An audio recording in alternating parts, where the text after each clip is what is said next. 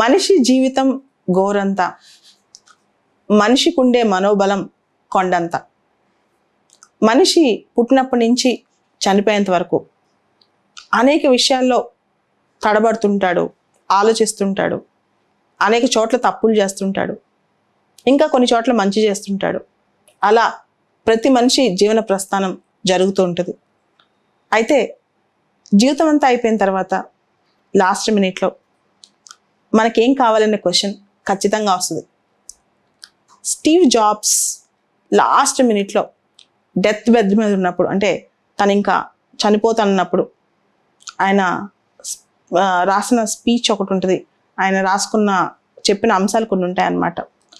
నేను చాలా పేరు సంపాదించాను, ఇన్నోవేటివ్గా థింక్ చేశాను, నాకు కొన్ని మిలియన్స్ ఆఫ్ డాలర్స్ ఉన్నాయి, కానీ ఈ క్షణంలో ఇవేవి నాకు జీవితాన్ని తిరిగి తీసుకురాలేదు కదా అని చెప్పి.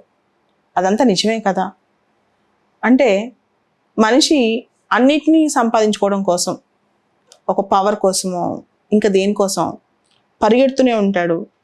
అండ్ ఈ ప్రస్థానంలో చాలామందిని మీట్ అవుతుంటాడు. ఆ టైంలో కొంతమంది పైన ప్రేమ, కొంతమంది పైన ద్వేషం, ఇవన్నీ వస్తూ ఉంటాయి. వీటితో తను కోల్పోయి అందరి గురించి ఎక్కువ ఆలోచిస్తాడు, అది పాజిటివ్గా అయినా నెగిటివ్గా అయినా.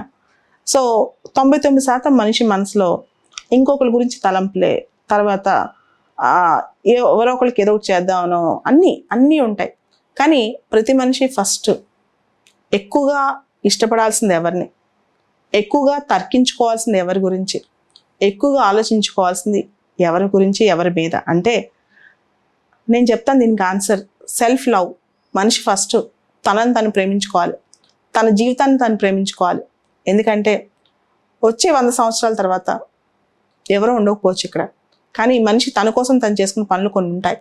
అంటే లైఫ్ అనేది చాలా యూనిక్. కొన్ని లక్షల కోట్ల జీవుల్లో మనిషిగా పుట్టడం అనేది ఒక అదృష్టం. ఈ అదృష్టాన్ని మనం కాల్దని ఈ టైం కాస్త మనం ఎవరి గురించో ఏదో బాధపడుతూనో, ఎవరినో ద్వేషిస్తూనో, లేదా ఏదో చేస్తూనో, ఏదో సాధిద్దామనో పరిగెడుతుంటాం కదా.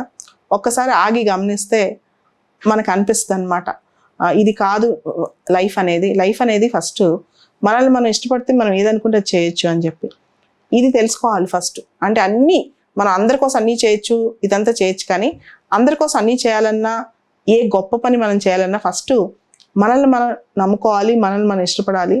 మన సంతోషం అంటే ఎంటర్టైన్మెంట్ కాదు, మనం సాటిస్ఫైడ్గా ఉంటే ఇంకా ఎక్కువ బలంగా తయారవుతాం మనం. నేను ఒకసారి 10 సంవత్సరాల క్రితం అనుకుంటా, ఒక టీవీ ఛానల్లో అక్కినేని నాగేశ్వరరావు తర్వాత పి సుశీల గారికి ఏదో అవార్డు వచ్చిందనమాట. అవార్డు వచ్చినప్పుడు ఆవిడని అందరూ చెప్తుంటారు, సుశీల గారు నిండు 100 ఏళ్ళు వర్ధిల్లాలి అని చెప్పి. అప్పుడు నాగేశ్వరరావు గారు స్టేజ్ ఎక్కి సుశీలకు ఒక మాట చెప్తారు, నిండు 100 ఏళ్ళు వర్ధిల్లాలంటే 100 ఏళ్ళు బతకమని కాదు, బతికినన్నాళ్ళు సంతోషంగా ఉండమని. 100 ఏళ్ళు బతకమన్నారు కదా అని చెప్పి అదే ఆశ పెట్టుకోవద్దు, 100 ఏళ్ళు ఉండకపోవచ్చు చాలామంది, కానీ ఉన్నన్నాళ్ళు సంతోషంగా ఉండు, అది నేను నీకు దీవిస్తున్నానని చెప్పి. ఇది చాలా ఇంపార్టెంట్. మనం ఈ భూమి మీద ఉన్నన్నాళ్ళు మనం ఏ పని చేసినా దాన్ని ఎంజాయ్ చేయగలగాలి. మనం సమాజ సేవ చేసినా, మనం సాక్రిఫైస్ చేసినా, మనం ఏది చేసినా సరే దానిలో మన ఆనందం ఉండాలన్నమాట. బాధపడుతూనో, నాకే ఎందుకు ఇలా తిట్టుకుంటూనో, ఏదైనా కష్టం వస్తే దాన్ని భరించుకుంటూనో, లైఫ్ని ఒక గ్రడ్జ్ లాగా, రివెంజ్ లాగా అనుకుంటూనో, అంటే నాకెందుకు ఇలా జరిగింది, ఇలాంటివన్నీ పక్కన పెట్టి దేవుడు, అంటే చాలామంది దేవుడు నమ్మకపోవచ్చు, డెస్టినీ మనకి జీవితం ఇచ్చిందని దాన్ని నమ్మి, ఈ జీవితం మన కోసమే యూనిక్గా క్రియేట్ చేయబడిందని నమ్మితే మనం ఖచ్చితంగా జీవితాన్ని అర్థం చేసుకునే వాళ్ళు అవుతాం. అదే చాలా సంవత్సరాల తర్వాత ఇది అర్థం చేసుకుంటే ఆ లోపు మనకు మిగిలే టైమే ఉండదు.